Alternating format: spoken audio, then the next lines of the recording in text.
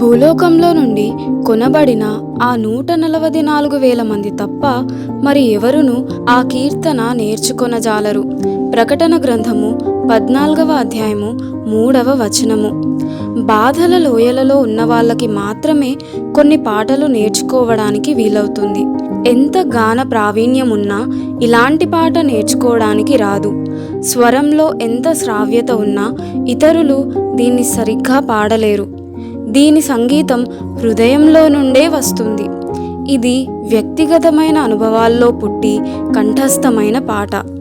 గతించిన కాలపు అంధకార భారాన్ని తలపుకి తెచ్చే పాట. నిన్నటి కాలపు రెక్కలు కట్టుకొని పాట ఈ రోజులోకి ఎగిరి వస్తుంది. పరిశుద్ధుడైన యోహాను వ్రాస్తున్నాడు, పరలోకంలో కూడా ఒక పాట ఉంటుందట. విమోచింపబడిన మానవులే ఆ పాట పాడగలరట. ఇది నిస్సందేహంగా విజయగీతమే.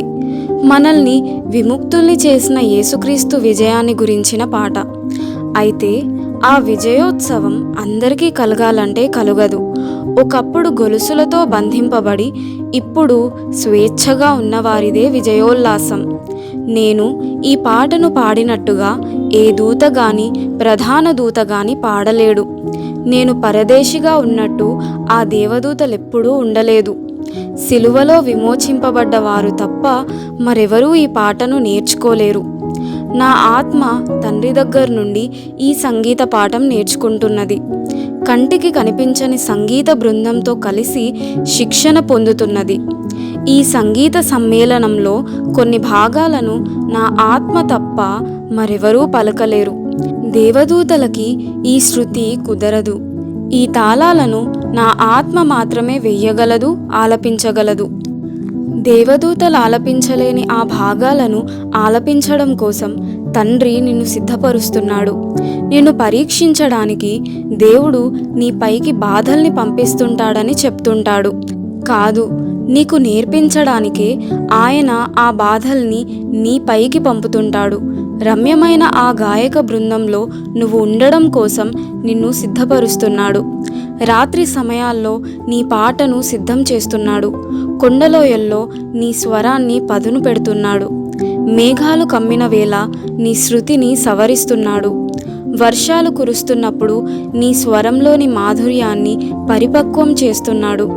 చలి రోజుల్లో నీ భావాన్ని మలుస్తూ ఉన్నాడు. ఆశాజనకమైన సమయాల నుంచి భయంలోకి నువ్వు దిగజారే వేళల్లో నీ లయను సరిచూస్తున్నాడు. నా అంతరంగమా, ఈ వేదనల బడిని అసహ్యించుకోకు.